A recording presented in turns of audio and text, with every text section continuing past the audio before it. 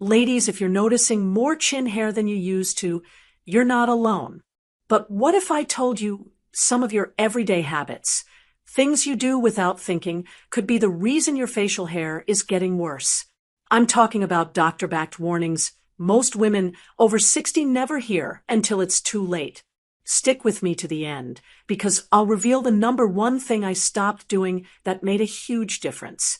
And it's something almost all of us do every morning. And while you're here, give this video a thumbs up, comment, no more chin hairs below, and don't forget to subscribe to the channel for more real talk from a real older woman like me. Part 1. Skipping breakfast or drinking caffeine first thing. Now, I'll admit it, for most of my life, I started my day with a big mug of hot coffee and nothing else, sometimes 2 mugs. And breakfast? Oh, I'd get to that. Eventually. But here's the thing the doctor told me, and it blew my mind. When we drink caffeine on an empty stomach, especially first thing in the morning, we spike something called cortisol. Cortisol is your stress hormone, and in small doses, it's helpful. It wakes you up, keeps you alert. But when it stays high for too long, especially every day for years, it throws off your delicate hormonal balance. And after menopause, our estrogen naturally drops, which leaves testosterone, our androgens, more dominant. Cortisol spikes just make that worse. And high androgen levels? That's what causes those stubborn little chin hairs, those wiry jawline sprouts, and yes, even sideburn fuzz. Now, I know it sounds small, but that morning habit, drinking caffeine before eating, might be silently pushing your hormones out of whack. I made the switch. These days, I eat something small before that first sip. Half a banana, a boiled egg, even a handful of nuts. It helps buffer the cortisol response, protects my hormone levels, and honestly, I feel more stable, more focused, and yes, less new facial hair. So, if you're still doing the coffee first thing routine, consider flipping it. Tiny change, big difference. Part 2. Using the wrong skincare products. All right, let's talk about our bathroom cabinets. I was loyal to my night cream for 20 years. It smelled like roses, it felt luxurious, and it promised to reverse time, whatever that means. But one day, my granddaughter, who's in medical school, asked me to read the label, and I couldn't pronounce half of it. She pointed out something that doctors are raising alarms about: parabens, phthalates, and synthetic fragrances. All of these are known as endocrine disruptors, which means they interfere with your natural hormones. I was stunned. I thought I was helping my skin, when in reality, I was using products that might be encouraging hormonal imbalance. And guess what hormone imbalance looks like in older women? That's right, facial hair, especially if estrogen is low and testosterone has room to take the lead. Now, I'm not telling you to throw everything out, but I am saying this: start reading labels. Look for simple, clean products, ones that say paraben-free, fragrance-free, or hypoallergenic. I now use an organic rosehip oil at night and a gentle oat-based cleanser in the morning. That's it. My skin feels calmer. And I swear, less facial fuzz since switching. So don't let your skincare secretly work against you. Your creams shouldn't mess with your hormones. Just moisturize. Part 3. Stressing too much and not managing it. Now, this one's personal. I come from a generation of women who powered through.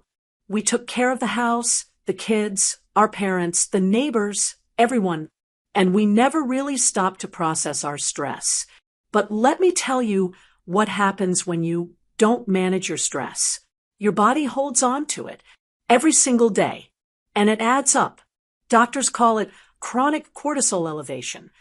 And as we age, that constant drip of stress hormone affects everything from our blood pressure to our memory to, yes, our facial hair. See, cortisol isn't just a stress hormone. It also plays a big role in how your body regulates estrogen and testosterone. When cortisol stays high, it tells your body, we're in survival mode. And survival mode doesn't care about hormonal balance. It can cause estrogen to dip and testosterone to rise, leading to things like thicker facial hair, especially around the chin, upper lip, and cheeks. For years, I thought being anxious and busy was just how life was supposed to be. But now, I build in peace. Intentionally, I take 20-minute walks after dinner with no phone. I've started journaling, just 5 minutes a night. And when someone cuts me off in traffic or says something rude, I take a deep breath and let it go. Not for them, for me.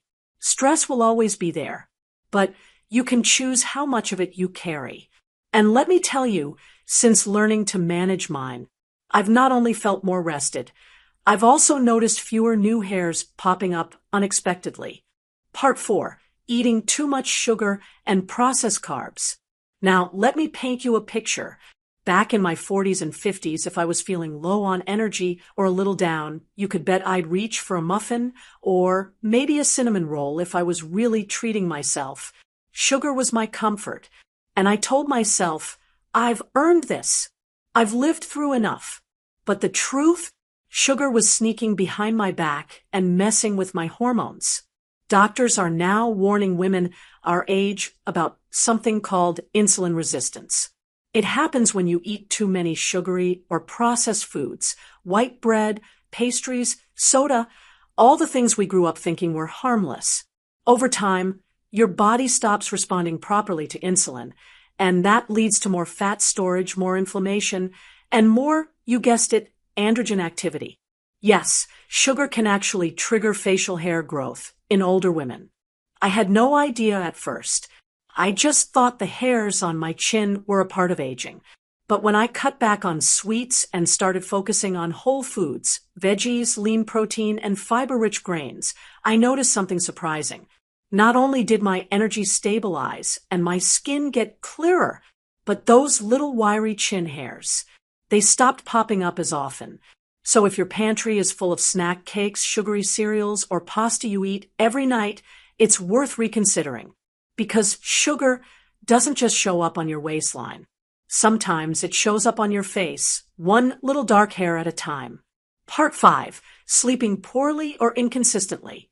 Now let me ask you something, and be honest. When was the last time you had a full, deep, peaceful night of sleep? If you're like me, postmenopausal, and a bit creaky, the answer might be, I don't remember. For years, I'd wake up at 3 a.m. to use the bathroom, then spend 2 hours tossing and turning, staring at the ceiling. I thought that was just normal aging. But one day my doctor looked me in the eye and said, sleep is not a luxury. It's a hormone stabilizer. I learned that during deep sleep, our body regulates cortisol, balances estrogen and testosterone, and repairs the damage from the day. But if you don't get good sleep, especially REM sleep, your body doesn't have time to reset. And that hormonal chaos, yep, another cause of facial hair growth.